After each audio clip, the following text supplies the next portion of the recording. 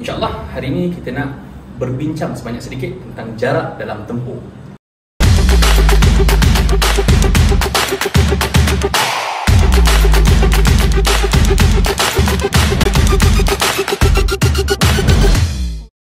Satu perkara yang biasa kita terlepas pandang dalam bab mempelajari ilmu mempertahankan diri, tak kira daripada masyarakat mana sekalipun, adalah jarak dalam tempur. Kebiasaannya, jarak dalam tempur tu boleh difahami sekiranya ada mana-mana daripada pelatih, tak kira lah silat ataupun mana-mana seni bela diri lain yang biasa masuk bertanding. Sebab bila dia biasa bertanding, dia tahu jarak dia. Kalau dalam latihan biasa, kemungkinan dengan pasangan dia boleh nak ukur jarak dia dan dia bersedia menurut jarak tempuh yang tu. Tapi kalau dalam live situation, maksudnya kalau yang sebenar-benar berlaku bila nak gaduh di luar ataupun bila disuruh free sparring contohnya, biasa kita akan nampak agak kekok di situ. Sebab apa? Sebab dia tak berapa faham jarak tempuh yang dia perlu lalui. Jarak yang biasa kita nampak dalam latihan mengikut setengah tempat yang kita belajar, biasanya dia akan ukur jarak dulu untuk nak menyerang. Maksudnya katalah kalau saya nak serang lawan saya dengan tumbukan, maka saya akan ukur dengan tumbukan. Kalau saya nak serang dia dengan menyepak, maka saya akan ukur dia dengan kaki saya. Kalau nak serang dengan parang, saya ukur jarak dengan parang. Isu dia dekat sini, bila kita terbiasa dalam keadaan yang nak menyerang dengan kita dah ukur dahulu, kadang-kadang kita tak biasa nak tempur dalam keadaan sebenar. Contoh, kalau dalam keadaan sebenar, kalau kita nak pakai mengikut cara yang rigid, yang tradisional yang kita belajar, kemungkinan tumpukan kita tu sama ada tak sampai, ataupun sebab kita tak biasa dengan bertempur, makna kata kita tak tahu jarak kita, tak tahu jarak yang efektif kita. Mungkin sampai, tapi sampainya tak kuat. Mungkin tak sampai langsung, tak kira tangan ataupun kaki. Jadi apa yang saya nak cuba maklumkan dekat sini adalah kita ada spatial awareness. Maksudnya kita ada pengetahuan dengan keadaan sekeliling kita. Macam mana kalau kita tempur, kita kena tahu belakang kita ni ada dinding ke, ada benda berbahaya ke dan sebagainya, ada pokok ke. Sama juga dalam keadaan depan kita. Maksudnya bukanlah semata-mata kita kalau kita nak lawan, kita fikir nak menumbuk badan, muka dan sebagainya. Okey, tapi kita faham dengan konteks, kita jaga jarak kita. Cuba dalam keadaan sedia. Contohnya, okay, dalam keadaan sedia, apa sahaja yang masuk pada kawasan saya, okay, apa sahaja yang masuk pada kawasan saya dah kira sepatutnya boleh makan. Okay, contohnya, kalaulah tangan dia masuk dulu, saya tak kejar nak ikat muka dia. Okay, kalau tangan dia masuk dulu, saya kejar tangan dia dulu. Okay, saya kejar tangan dia dulu. Macam mana apa yang saya buat lepas pada tangan dia tu terpulanglah. Maksudnya contohnya kalau kita tadi dia masuk, saya tolak keluar. Dah tolak keluar, nak masuk terus pun boleh. Kalau kita dah tolak keluar, kita nak makan kaki pun boleh. Yang penting kita keluar daripada arah serangan dia dan kita jaga jarak kita. Jaga jarak maksudnya jaga ruang kita. Okey? Itu kalau dia serang kita. Kalau kita nak serang dia, contohnya dia diri esok dalam keadaan sedia, saya tahu dah tangan saya takkan sampai. Kaki saya kalau saya angkat pun tak sampai. Bermakna saya faham jarak ni dan cara saya nak tutup jarak tu macam mana. Contoh, katalah saya buat stance nak lawan, contohnya. Dalam keadaan macam ni, yang saya biasa buat, sebelah tangan ni nak ukur jarak, sebelah tangan nak makan betul. Okey? Bermakna saya akan langkah sikit dulu. Langkah tutup. Bermakna ni boleh makan dah. Makan terus. Muka-muka lah, mana-mana pun. Tapi dalam masa yang sama berjaga-jaga. Okey? Macam tu juga dengan kaki. Saya tahu dah kaki ni memang takkan sampai. Kaki takkan sampai. So, dalam keadaan macam ni saya akan ke depan sikit dulu. Maksudnya daripada sini tadi, saya langkah sikit supaya at least saya tahu saya boleh nak sampai. Itu maksudnya ada spatial awareness, tahu ruang kita, mana kita boleh nak serang, mana kita boleh nak terima serangan. Bila kita dah faham jarak kita, kita kena fikir step ke seterusnya. Apa kita nak buat lepas pada tu. Kalau kita masuk dalam pertandingan, katalah kalau masuk dalam pertandingan silat olahraga, kan? Dia ada set of rules yang kita kena ikut. Maksudnya tu pukul muka, serangan berapa kali, kan? Boleh sepak ke tidak, boleh pegang ke tidak, boleh tarik ke tidak, kan? Macam tu juga kalau kita lawan dengan sukan lain, MMA, taekwondo, karate dan sebagainya. Semua ada set of rules. Tapi kalaulah kita bertempur dalam keadaan sebenar, kalaulah kat dunia nyata, kat luar sana, okay, bukanlah kata nak kata saya ni berpengalaman sangat, tapi berdepan dengan situasi berbahaya tu pernahlah beberapa kali. Cuma tak nak cerita lain tu. Cuma kita sekarang nak bagi tahu kalau dalam keadaan yang sebenar kita kena fikir keseterusnya apa kita nak buat, dan dalam keadaan yang kita tak terikat dengan apa-apa undang-undang sekalipun. Okey, saya tak tahu dia ni nak serang saya, dia ni ada bawa pisau ke tak, dia ni ada pistol ke tidak, dia ni belajar ke tidak, faham, tahu ke tidak nak lawan saya balik macam mana. Jadi dalam keadaan macam tu, kalau apa yang saya nak buat, bagi saya, sebab saya tahu badan saya agak besar sikit banding orang biasa, saya cuba tutup jarak. Maksudnya dalam keadaan macam ni, saya tahu bahaya, tubuhkan dia ni kuat. Tengok tangan besar macam ni, kan? Bermakna kalau dia tumbuk saya ni, takut sekali kena muka, KO. Okey. So apa yang saya cuba buat, Kalaulah saya berjaya nak tangkis tumbukan dia, saya cuba masuk bagi rapat, keluar daripada arah serangan, cuba bagi rapat. Dalam keadaan yang rapat macam ni, beberapa perkara yang saya boleh buat adalah saya boleh nak tangkap dia, saya boleh nak pegang dia, saya boleh nak baling, boleh nak jatuhkan. Maksudnya kita nak keluar daripada bahaya. Sebab saya tahu, contoh kalau badan saya dengan dia, saya rasa dia lagi cepat, saya lagi lambat bergerakkan. Oleh kerana itu, saya faham kalau saya main dengan jarak macam ni, takut punya nanti kena pukul.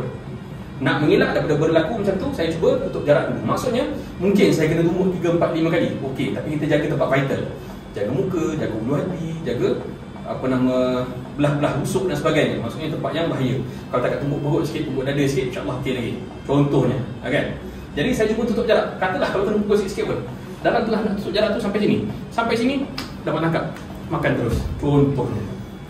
Jadi maksudnya cuba tutup jarak dan makan dengan jarak yang dekat. Bila dah kata tadi tak ada undang-undang, antara tempat lemah yang kita sentiasa boleh nak pukul, tak kira orang tu tough macam mana pun, gemuk macam mana pun, kurus macam mana pun, garanti kalau tangan dia terangkat kat sini, rusuk dia expose, rusuk dia. Dan rusuk dia sentiasa dekat bawah pectoral muscle ni, celah-celah antara ni, sini memang akan dapat dekat rusuk. Okey. Kalau saya tolak dengan knuckle sikit sekalipun, tolak saja, dia dah rasa dah. Cubalah kalau dalam keadaan macam ni, saya dah tolak ni, masuk, tumbuk dengan sekuat hati lah. Contohnya, tumbuk dengan sekuat hati. Ataupun saya nak masuk, saya nak cekik dia terus. Cekik. Kalau cekik, ada banyak cara. Tapi cara yang mudah, cara yang selamat untuk kita, contohnya, boleh nak ambil urat darah kat tepi ni. Okey. Ambil, kalau tutup jarak dari sini, katalah nak ambil sini pun boleh, nak ambil di sini pun boleh, tapi kontrol dia. Kontrol dengan badan. Maksud sini, tak nak bagi dia serang kita, tak nak bagi dia sempak kita, jatuhkan badan kita. Dia jatuhkan dengan kita, tekan, lenyap. Boleh patahkan tangan dan sebagainya. Jadi, maksud dia, jaga jarak. Kalau nampak macam dia tu memang boleh nak makan kita, cuba tutup jarak. Bila kita dapat macam ni, dia nak menyempak kita pun susah, kan? Habis-habis, dapat tangkap macam ni, kalau dia kerat, pijak kaki dia, kan? Banyak benda yang boleh buat. Cara nak pijak pun ada beberapa cara lah, tapi nak ceritanya, kalau kita dah tutup jarak, insyaAllah kita lebih selamat. Jadi kalau tadi kita faham konteks jarak untuk tangan kosong. Kita kata tadi, kalau boleh lawan ikut jarak, pakai jarak. Kalau rasa tak boleh, tutup jarak. Sekarang kita cuba bayangkan, katalah kalau musuh kita datang dengan bersenjata. Senjata banyak jenis, tapi untuk yang mudah dan paling banyak, kita kata pisau lah. Boleh jadi pisau dapur, boleh jadi pisau mana-mana sekalipun. Tapi yang penting, katalah kalau orang tu datang serang kita dengan pisau. Untuk pisau, okay, kita nak faham jarak pisau pula. Obviously, pisau dia akan lebih panjang daripada tangan kosong. Okay? Pisau ni dia lebih panjang. Cuma, dalam bab nak jaga jarak dengan pisau, yang penting sebenarnya kita faham cara nak elakkan pisau dahulu.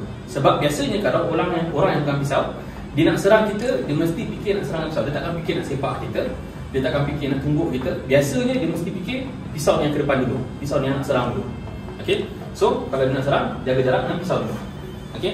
Fahamkan jarak, maksudnya tahu dah tangan dia panjang ni, boleh anggarkan kalau masa dia pegang tu, katalah pisau dia jarak dalam lebih kurang 7 hingga 8 inci, lebih panjang pun. Lebih baru tu kita kira golok ataupun parang lah. Okay? So, katalah macam tu, kita elak masuk, kita ke belakang dahulu, kalau boleh nak ke belakang. Ataupun, masuk, kita lari dahulu. Okay? Bermakna kita lari tu, kita faham jarak yang dia nak serang tu, kat mana kalau kita masuk tu memang akan kena, kat mana kita keluar tu akan miss. Okay? Kalau yang tak biasa tu, jangan pakai pisau betul dulu lah. Okay? Kalau boleh, pakai pisau latihan. Kalau pakai pisau betul ni, kalau orang dah biasa tak apa, tak ada masalah. Cuma isu dia, nak faham jarak tu sekali bila dah masuk. Okay? Sebelum ni saya pernah tunjuk dalam video, serangan pisau biasanya dia tak akan lari daripada 9 arah. Maksudnya dia akan ambil arah atas, daripada, katalah saya kidal ambil kiri ke kanan, kanan ke kiri, sama juga balas ke atas balik, balas ke atas balik. Kalau kita ambil ke tepi, maksudnya kanan ke kiri, kiri ke kanan ke kiri balik, dan tikam. Okey, atas dan bawah plus satu lagi. Maknanya 9 arah. 1, 2, 3, 4, 5, 6, 7, 8, 9. Tikam ni boleh datang banyak arah jugalah. Dia boleh tikam sini, dia boleh tikam dengan atas, dia boleh tikam dengan bawah. Okey, cuma cara tikaman dia dan cara nak masuk, cara nak ambil. Okey, katalah dia masuk, tak kira macam apa. Macam saya pernah sebut sebelum ni, cuba jaga jarak dulu. Kalau nak tikam betul, bahaya sikit lah cara nak elak macam ni. Selamatnya lari, apapun lari. Cuma katalah kalau tak nak lari dah, dia dah tangkap kita, macam nak tikam, lari dulu. Maksudnya tolak target pisau ni. Kalau dah terkena tangan sekalipun, paling-paling terkena tangan sikit je. Dan kalau dah tolak macam ni, ambil tangan yang ada pisau dulu. Jangan fikir dia nak sepak kita ke, jangan fikir dia nak tumbuk kita ke. Semua tu bonus dia, tak apa. Yang penting tak mati. So jaga pisau ni dulu. Dah jaga pisau ni, cuba tangkap tangan ni. Maksud, kalau tolak, tangkap terus. Nak ambil. Bila kita faham jarak pisau dan jarak orang yang nak serang kat kita, contohnya bila dia serang, masuk, kita tahu macam mana kita nak elak. Sekali lagi So, sekali lagi, kalau dia masuk, katalah nak serang 2 kali, dia tak berhenti bila tangan dia macam tu. Masuk.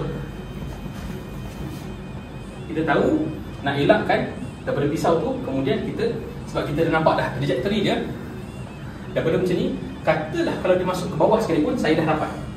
Okey, dah keluar juga arah pisau dia. Okey, kalau bukan macam tu sekalipun, katalah nak pancung sekalipun saya, kalau saya tak sempat nak elak, at least kalau saya masuk rapat, saya sempat pegang. Tak sempat pegang, lebih kena kat sini sikit, sakit sikit daripada kena tikam. Okey, jadi kalau nak serang, pastikan faham jarak tangan dan jarak pisau. Kalau kita sebagai penyerang sekalipun, kita kena faham fungsi pisau tu macam mana. Kadang-kadang kita belajar pisau, kita belajar tikam, ikutlah dengan pelbagai bentuk, arah dan sebagainya. Cuma pisau ni sebenarnya, kalau betul kita nak serang pakai pisau, cukup dengan sekadar kita hiris sikit je. Okey, tak semestinya kita begitu kita nak tikam sampai mati. Macam saya cakap, spatial awareness, jaga jarak. Apa yang masuk jarak kita? Katalah kalau saya nak serang dia pakai pisau, tangan dia masuk, saya kejar tangan dulu. Saya tak fikir nak tikam sini, saya tak fikir nak tikam sini. Saya fikir apa yang masuk. Yang ni masuk, cukup dengan hiris tangan dia dulu. Dapat yang ni, masuk ini pula, masuk ini pula. Tak apalah. Cuma yang penting, apa yang masuk kawasan saya, itu yang saya makan dahulu. Macam tu juga, kalau dia yang pegang pisau, apa yang masuk kawasan saya, itu yang saya pegang dahulu.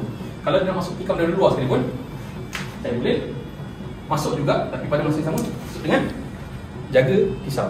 Itu yang paling penting. Nak kena tumbuk, nak kena sepak, itu secondary. Yang penting jaga yang ni dulu. Dah dapat yang ni, pegang dan cuba lepaskan daripada tangan dia. Kalau tak boleh lepaskan tangan dia, sini yang kita kena penting faham sendiri. Okey, fungsi. Kalau kat sini tolak, dia boleh patah. Kalau kat sini kita ambil, dia boleh lepas. Kalau lah kita ambil dengan arah yang berlawanan, kita boleh nak lepaskan tangan dia. Habis yang ni kita paling-paling, kalau tak nak rampas sekalipun, nak jatuhkan pisau dia, boleh nak tepuk tangan dia bagi terlepas, ataupun boleh patahkan terus dan makan dan seterusnya. Okey, jadi alhamdulillah kita tunjukkan beberapa situasi dan kaedah nak memahami jarak sekeliling kita ataupun jarak tempuh. Apa yang saya nak maklumkan ataupun yang saya nak sampaikan hari ini bukanlah bermakna ini cara yang terbaik, ini cara yang memang pasti akan boleh nak diguna pakai, tidak. Cuma ia sekadar ikhtiar daripada diri kita, apa yang kita boleh buat sekiranya kita mendapati diri kita dalam situasi yang sebegitu, yang perlukan kepada idea cara nak melepaskan diri ataupun untuk nak melawan musuh. Jadi jangan ambil kata-kata saya ni sebagai kata-kata yang paling bagus, tidak, jauh sekali. Nak kata tak bagus langsung, boleh nak diguna pakai, boleh dipraktikkan. Jadi itu terpulang kepada diri sendiri semua. Akhir kata pada saya, semoga anda semua selamat dan kita semua selamat daripada wabak ini insya-Allah. Dan anda boleh nak like, follow, share, subscribe video kami ini dan di channel kami ini di Akademi Pencak Malaysia.